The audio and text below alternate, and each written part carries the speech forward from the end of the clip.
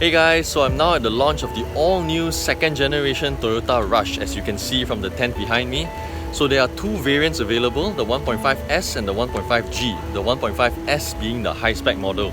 Let me tell you, the car now not only looks way better than before, it's also got a comprehensive list of safety features. So Toyota has already arranged a few activities for us to try out these safety features, which are again only available in the 1.5S. I'm now going to try out the pre-collision warning and the pre-collision braking. So I'm now in the all-new Toyota Rush with a Toyota instructor. We're going to try out the pre-collision warning and pre-collision braking system. Bear in mind, the system only works from speeds of up to 4 km an hour to 30 km an hour. Let's go! So the system only kicks in if it detects that the driver is still on the throttle position but nowhere near the brakes if an object is in front. Right, there you go. There is a warning in the instrument cluster and a buzzer.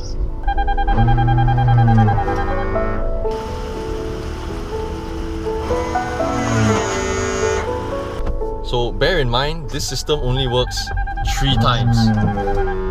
What happens if it's after 3 times though? You need to restart the engine again. You need to restart the engine and the system resets again. So it's 3 times. It'll only save you 3 times. Bear in mind. Do not take advantage of the system. And also, this is not entirely a foolproof system. I was told that it really depends on the circumstances, the road condition, your tire condition. So do not take advantage of this system for it to help you, to help supplement your lack of awareness. We're going to try out the pedal misoperation control now, where the system will detect using the stereo cameras here, 2 stereo cameras here. If there is a car in front, very close by, I think like 3 meters in front of you, if you still accelerate at full throttle, not being aware that the car is so close to you, the engine will cut off the power and you will just slowly roll forward. Let's go.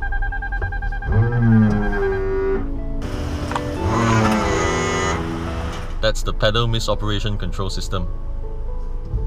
Now we're gonna go check out the other systems. We're gonna go for a road test and I'll update you on how it goes. Right, so I've just adjusted everything, my seat, my steering, and I realized the steering does not come with the telescopic function. I think for a car that it's almost 100,000 in this day and age, it's probably an expected feature. So something to take note of. We've got a Toyota instructor ahead in the lead car, and I'm gonna pull out of the junction, see what the performance is like. First things first.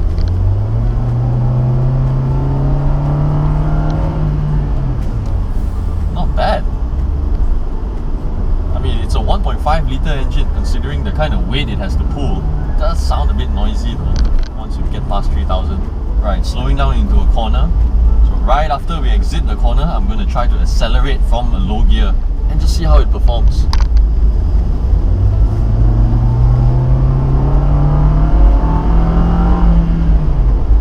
Hey man, I mean, for a city car, this kind of performance is more than enough. One of the main highlights of this car is the refinements that they've applied to it. They have reduced engine vibrations, reduced transmission noise, differential noise. They've done all sorts of things to just sort of make the car quieter, more comfortable, making the journey more relaxing. And honestly, I feel it. I'm doing about 110 now on a highway that is less than ideal in terms of road conditions. It's a bit bumpy. I'm not sure if you can see from the footage, but it's absorbing all the uneven surfaces quite well.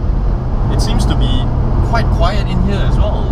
Road and wind noise is quite minimal, and bear in mind I'm actually doing about 120, sort of like your cruising speed if you were to go out station on the highway.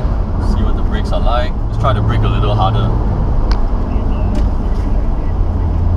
Not too bad as well. The car is quite stable, quite composed. So now we're trying the front departure alert system. What's happening here is that if you're playing with your phone, which you will most likely be, and the car ahead has moved forward and you still haven't reacted, the car will warn you the car will alert you and then you can start driving.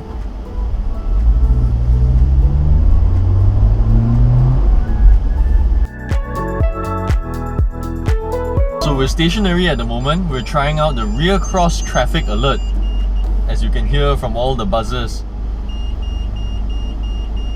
So what happens is, if you've put the car into reverse, your leg is still on the brakes, somehow you weren't aware that there are either pedestrians or cars passing by, the system will actually alert you in the form of buzzers and light warnings on your side mirror, the blind spot indicator basically.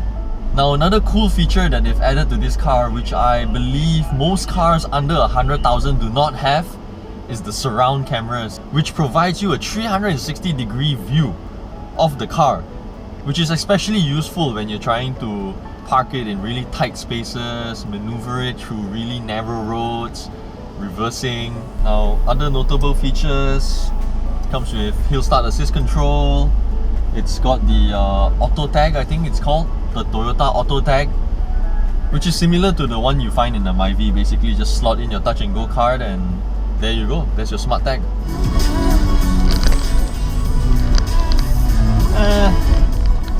Okay, it's good enough I guess. Right, so you've heard the reputed music on Hits FM. Sound quality I guess is alright. The main selling point of this 6.5-inch touchscreen display is the fact that it can mirror some apps available on your smartphone. They did not specify exactly what kind of apps. I'm not sure if it can actually mirror Waze on the display. So what's it like in terms of fuel consumption? How thirsty is this car? So Toyota says it's rated at 15.6 kilometers per litre, but if you ask me, honestly, I feel it's quite subjective. Considering the fact that it only has a 1.5 litre engine, it's not even turbocharged, and the heavy body that it has to carry, it can easily swing both ways. If you're really harsh on the throttle, full throttle all the time, don't expect much lah. But if you are actually very frugal, you are very gentle on the throttle, I can believe that figure. I honestly think you can achieve that figure. It really depends really how you drive and not what you drive. I always believe that. Something quite interesting just happened there. So the car was going down a slope and the transmission instantly picked it up and dropped the gear. Quite responsive, very useful as well actually. So the $1 million question, actually no, in fact it's not a $1 million question, it's a $93,000 or $98,000 question. Is this all new Toyota Rush worth your money? Honestly, I can confidently say yes. I mean, you can look it up on your own. At this price, what kind of car can offer you such features, such active safety features, with 7 seats as well? Sure, you have the BRV, but it doesn't come with all the auto braking features.